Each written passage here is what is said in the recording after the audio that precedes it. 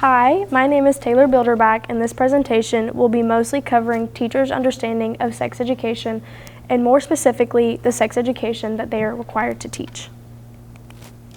I'm going to start off by defining a few key words that will be mentioned frequently throughout my presentation. Abstinence-based sex education is defined as a form of sex education that teaches abstinence to be the standard of behavior of teens. Many believe that comprehensive sex education aims to encourage students to participate in sexual activities. However, this is not the case.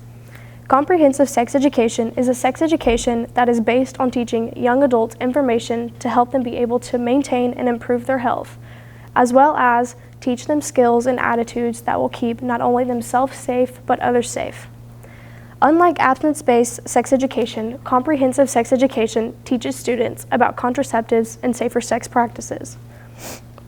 In the paper, Are Parents and Teens Talking About Sex? 83% of teens are worried about their parents' reactions if they were to talk about their sexual health issues with them. Therefore, many teens refrain from communicating with their parents about their sexual health. This could be potentially harmful to a high school teenager, especially whenever they are unaware of the negative effects of their actions, or the negative impacts of their actions. As previously stated, abstinence-only sex education does not teach students about safety precautions that they could use while being sexually active, as well as does not cover the information that students need in order to feel safe about their personal health. With this being said, I'd like to address the importance of sex education. Sex education allows for students to learn how to make safer choices when it comes to their personal health. It allows for students to become more aware of the negative possibilities of their actions, and lastly, it allows for students to develop healthy relationships. By learning about proper sex education, students are able to take what they learn and apply it in their everyday lives. STDs have been proven to have negative effects on teens. In a paper published by Leah H. Keller, she discusses why she believes young people deserve better sexual health services. Keller states that people aged 15 to 24 represented a proportion of all those with chlamydia, 62%, gonorrhea, 43%, and syphilis, 22%. As you can see here, this graph shows the percentage of people who have had sexual intercourse by a certain age. Keller states that 22% of individuals have had sexual intercourse by the age of 15, and 68% of individuals have had sexual intercourse by the age of 18. Many students in high school typically age between 14 through 17, and sometimes 18. With all of this being said, I knew that going into the research process, discussing sex education and why it should be more inclusive was definitely something that I thought deserved to be talked about. As I learned the information previously stated, I started to question why sex education differed throughout the United States. I couldn't understand why some states would have an abstinence-based sex education and why some states would have a comprehensive-based sex education, especially due to the fact that a comprehensive sex education sounds as if it would better inform high school students about their health. This led me to my original idea. As we all know, politics affect many aspects of our everyday lives. So why wouldn't it affect sex education as well? I chose to specifically look at the states of Georgia, Colorado, and Tennessee. I chose these states based on the 2020 presidential election because in the last election, Joe Biden won the majority of votes in Georgia and Colorado, while former President Donald Trump won the majority of votes in Tennessee. Colorado would then represent my Democratic state, Tennessee my Republican state, and Georgia would represent my swing state. A swing state is defined as a state where the number of Democratic and Republican voters is about the same. That has an important influence on the result of the election of the United States. For reference, Joe Biden won 49.5% of votes in Georgia, while Donald Trump won a close tie of 49.3%. I then decided that I would choose certain high schools within these states and analyze the sex education curriculum these states had along with the political affiliation. However, the further research I began to conduct, I started to realize that this method would not work due to the different political affiliation surrounding the area that the schools were located. This would make it hard for me to account for all differing viewpoints. From here, I decided to leave out politics in my research and switch my focus to the teacher's view of the sex education that they teach. After conversing with a few expert advisors, they made the statement that teachers might not feel comfortable answering questions about their opinion in regards to sex education. and as well as a few different reasons. Lastly, this leads me to my overarching research question. To what extent do teachers in Colorado, Georgia, and Tennessee high schools understand their sex education curriculum? To find the proper evidence that I needed in order to thoroughly develop my research, I created a survey to send out to teachers.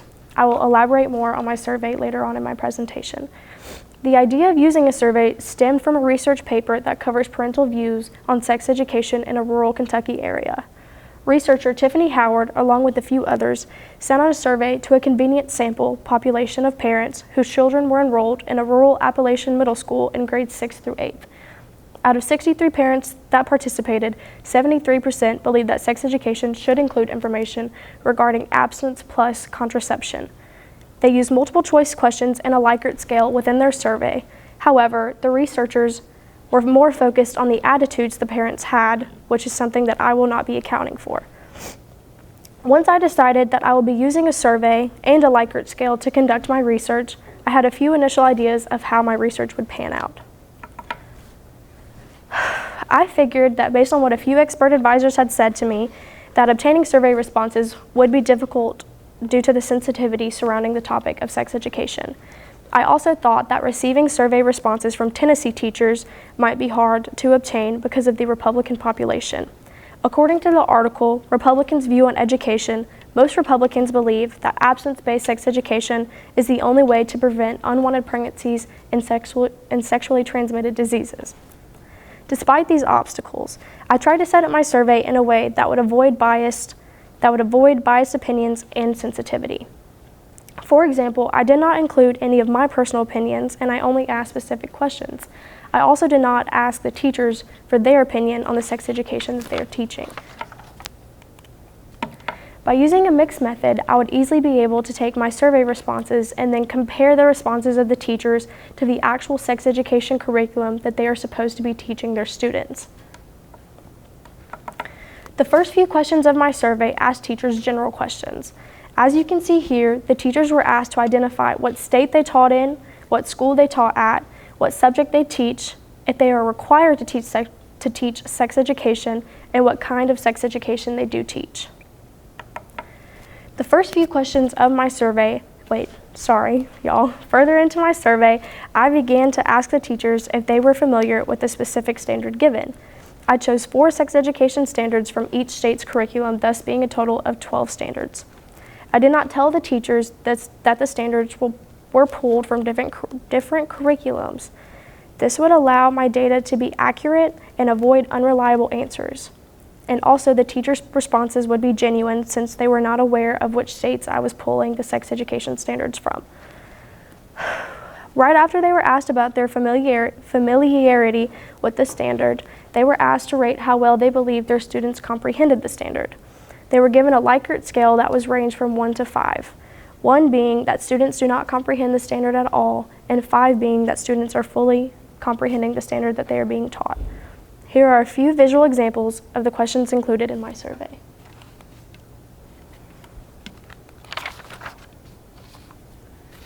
I thought it would make the most sense to discuss my content analysis along with my findings due to the fact that I had very few responses.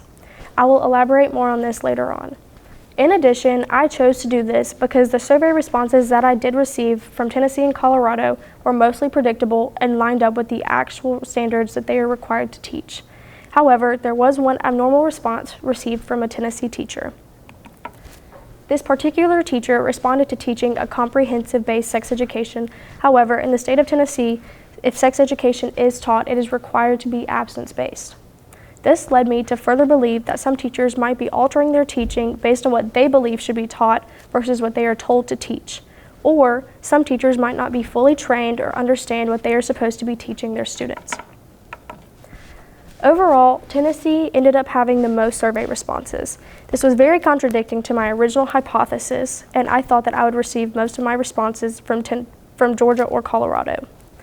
I knew that going into my research process, obtaining survey results would be difficult. However, I did expect to receive more survey responses than what I did. As you can see here, I only received a total of 4 survey responses. This leads me into my reflection. I didn't receive as many survey responses as I would have liked to, and by this happening, it gave me fewer responses to compare to. If I had more responses, I would have a larger sample size to pull data from. I would have been able to have a better analysis overall, and I'd be able to further develop my research question. However, I did use the information that I received in the best manner possible. Besides the one teacher with an abnormal response to teaching standards that were not a part of their curriculum, everyone else had voted yes to teaching standards that they were required to teach and no to teaching standards that they were not required to teach. By not obtaining any survey results from teachers in Georgia, I was not able to see how their teachers would respond and was not able to obtain data about how well their teachers understood their curriculum. With all of this being said, I'd like to address what my future directions would be if I had a longer time to conduct my research. I would first include a question in the beginning of my survey asking the teachers how long they had been teaching. Reason being is that the longer a teacher has taught sex education standards, they would probably have a better understanding of what they are supposed to be teaching their students. I also say this due to the fact that when I sent out my survey, I had a teacher reach out to me and let me know that they did not feel comfortable participating in the survey questions due to the fact that that was their first year teaching a wellness class. Next, I would choose a variety of general sex education standards that are used throughout the United States. This would allow me to send out my questions to more teachers in a variety of states and possibly obtain more results to better defend my argument. If I had more time to conduct my research, I believe that my results would not only be more reliable, but I would also be able to obtain more responses. Overall, evaluating how well teachers understand the sex education that they should be teaching their students holds vital importance. Students should feel secure that they are being taught the proper education. Also, despite the fact that teachers were asked to rate the understanding of their students when it came to the standards that they were being taught, the main focus of my research was to evaluate the teachers' understanding of the standards. If I had more time to conduct my research, diving into the students' understanding of the standards would be something that I evaluated. However, this would be hard to evaluate due to the fact that there might be outlying resources that students use to further their knowledge on their sexual health. Lastly, sex education is something that should be talked about more frequently inside schools. Students, teachers, government officials, and whoever else should stop worrying about the sensitivity and fear of judgment surrounding the topic and start making a change in their school systems. Not only would this benefit students now, but would also benefit students in the years to come. Thank you.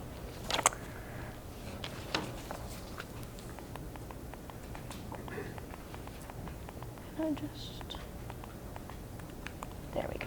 Okay. Leave it right there. How did the choices you made when designing or implementing your research method impact your research process? Honestly, it made it a little bit difficult, just due to the fact that I had a more narrow sample size to choose from. If I were to had included just general sex education standards in my research, I would have been able to reach, more people, and I would have been able to reach out to more teachers and possibly receive more responses. And I think that by not doing that, it did make the research process a little bit difficult for me. So. Second question, Taylor. What are the real world implications or consequences related to your findings? So, can you repeat the question? I'm sorry. What are the real world implications or consequences related to your findings? I think some real world complications would probably be that students should not be taught based on what teachers think that they should be teaching. They should not be teaching based on their opinions. I feel that, if that were to be happening, that it could, potentially be harmful to the student's education, Also, students not being aware of the negative consequences of sex education, or not learning about sex education actually, there could be some students that, never find out or are never given the proper information. All right, Taylor, research process, what would you do differently and why? I'm gonna go back here just a second. Oh, wrong way. Sorry.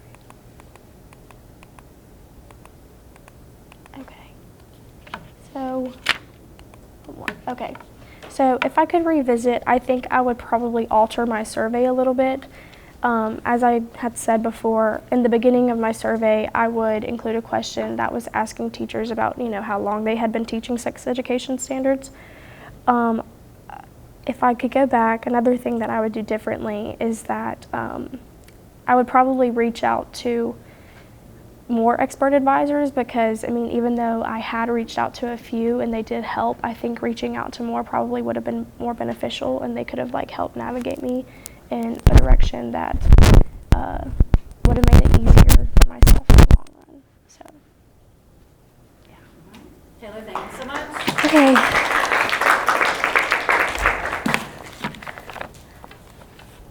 All right, the floor is open for additional questions. Yeah, and these are not graded, so thanks, guys. Okay. I'm just curious, do you feel that you lost what you really wanted to know due to the sensitivity of the topic, or do you feel you had to change it too much to? I had to change it a lot just to fit into, I don't want to call it society's standards, but to fit it into where it would make it easier for people to respond to the questions because in the beginning, like I said, I wanted to ask what their opinions were, but I knew that by doing that, I didn't think many teachers would respond because I feel like probably a lot of teachers feel like they're walking on eggshells when it comes to talking about sex education. And so changing it a lot, I did kind of lose what my original focus was going to be, and which is upsetting, but there's nothing I can do about it now. So I'm just one foot forward. So anyway, yeah. So I think I answered that. Yeah, okay, good.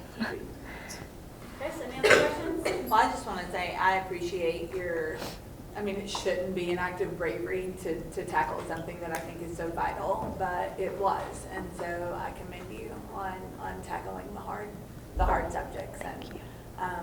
So kudos. Thank you. I am interested. Who did you reach out to for your advisors? I'm just So curious who it was. I did reach out to a professor at WKU that taught, I don't know, because it's been a second since I've talked to her, but she taught I don't think it was PE, but anatomy, I believe, or something of the sort. It fell underneath that category. Gotcha. And so I reached out to her and just a few other people, talking to Coach Franson a little and, just getting her opinion on things and all that good stuff. So, yeah.